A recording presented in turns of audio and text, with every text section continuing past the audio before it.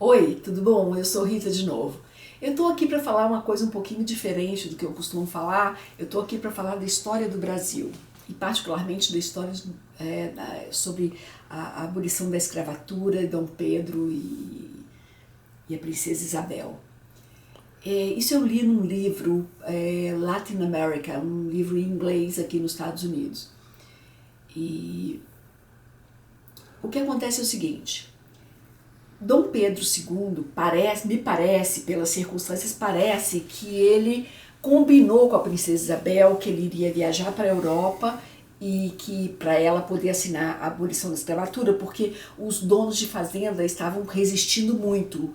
E o Brasil foi o último país. E Dom Pedro e a princesa Isabel sempre foram a favor da liberação dos escravos, mas eles tinham uma Câmara de Deputados e eles não podiam fazer, Dom Pedro não podia impor porque ele não era um rei absolutista.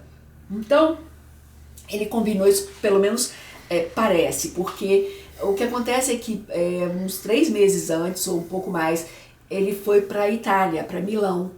Ele gostava muito de ir para a Ópera de Milão. E lá ele foi fazer um passeio de barco num lago chamado Lago Como. Depois desse passeio parece que ele ficou com gripe, com pneumonia, e ele estava num hotel onde ele costumava ficar, onde esse hotel existe até hoje em Milão, tem até uma estátua, depois eu falo sobre a estátua no lobby do hotel.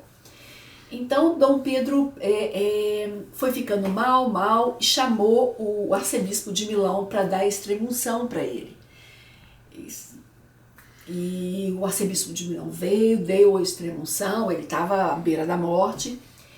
E então chegou um telegrama do Brasil, da princesa Isabel, falando que ela tinha finalmente assinado a Lei Áurea, abolindo a escravatura no Brasil. Então o que aconteceu? Ele milagrosamente se recuperou. Ah, que grande! Ele falou, que grande povo, que grande povo! E se recuperou imediatamente. E aí ele foi para o Brasil. 2 meses depois, de madrugada, houve uma revolução para tornar o país republicano em vez de uma monarquia, e ele foi colocado no navio de madrugada de volta para a Europa. Ele foi colocado de madrugada porque ele era muito amado no Rio de Janeiro.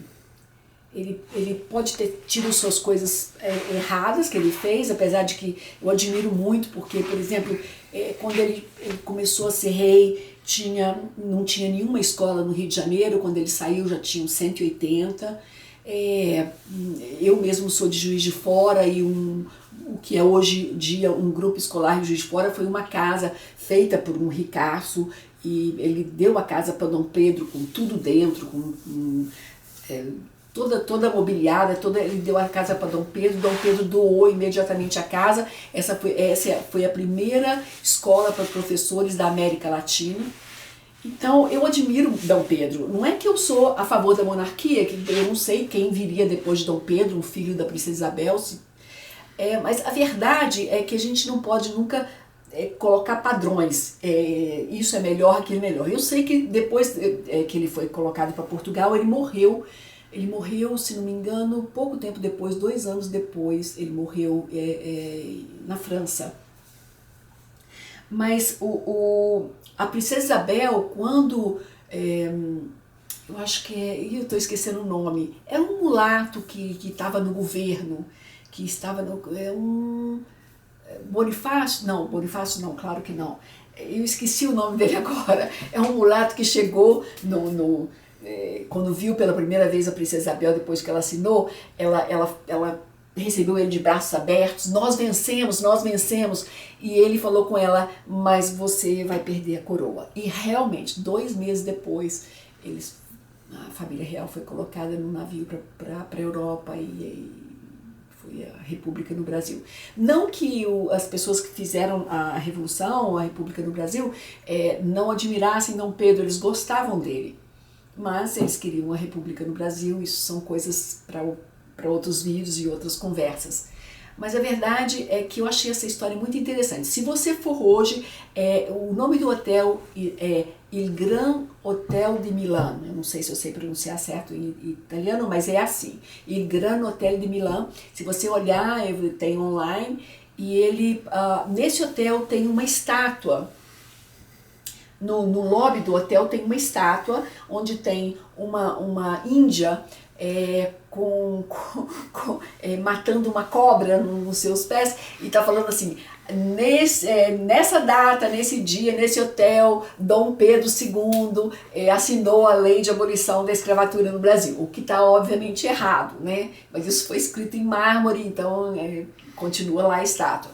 Mas e também no quarto onde Dom Pedro ficou, as paredes são todas cobertas de artigos de jornal daquela época.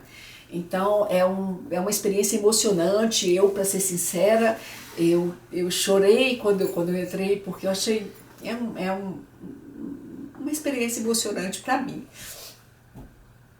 A história do Brasil, na verdade, a gente não sabe tanto, tem muita coisa para aprender. Me emocionei.